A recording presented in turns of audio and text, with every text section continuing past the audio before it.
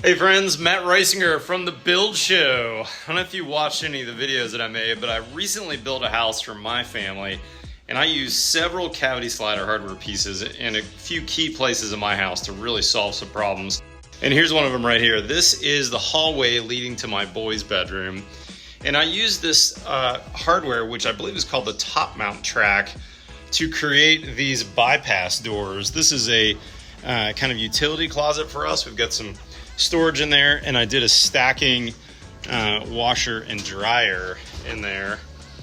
I don't know if you noticed, but this is soft close both directions too. So the soft close mechanism is up there.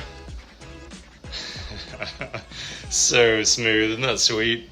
Anyways, top mount, you can get all this hardware from these guys. There's a valance that kind of covers that track as well. We painted that to match the trim. I've got kind of a more traditional looking trim in this house, and I went with really tall doors. That track is aluminum, it's super stout. It allowed me to do those really tall doors, soft close. It's really nice hardware, guys.